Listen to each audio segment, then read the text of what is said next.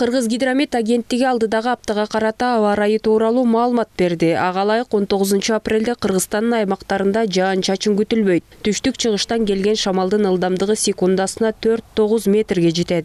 20-23 апрелде кээ бир райондордо жаан, бийик тоолуу райондордо кар жаашы мүмкүн.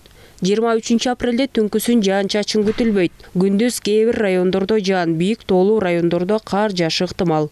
Мындан ары 24-25 апрелдерде дагы турук аба ырайы сакталууда. Абанын температураларынын дагы ушундай эле төмөн деңгээлде сакталышы күтүлүп жатат. Түнкү температуралары 6-11 градус жылуулуктун тегерегинде болуп, өрөндөрдө, той тектеринде дагы абанын температуралары түнкүсүн төмөндөп 1-6 градуска чейин төмөндөсө, тоолуу райондордо абанын температуралары 0 градустан төмөн болуп, -5 градуска чейин төмөндөшү ыктымалы бар.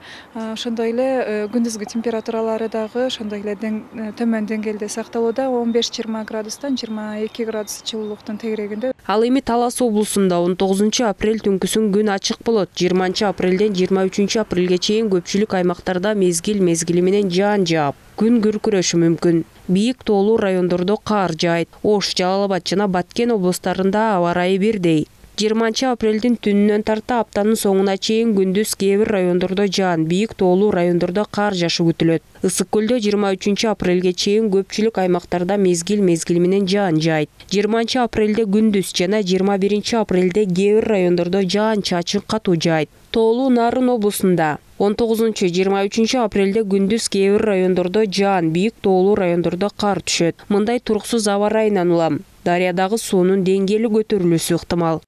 Негизинен акыркы күндөрдө абанын температурасынын жогорулашына байланыштуу, ошондой эле жогорулашынан кийинки күтүлүп жаткан жаан-чачындарга байланыштуу бул той этектериндеги жана тоолуу райондордо, жолдордо суунун деңгээли, арыктарда суунун деңгээли көтөрүлүп, бул жолдорду каптоо коркунучтары бар десек болот, жана ошол дарыялардын арыктардын, суулардын деңгээлеринин жогорулашы дагы ыктымалы бар.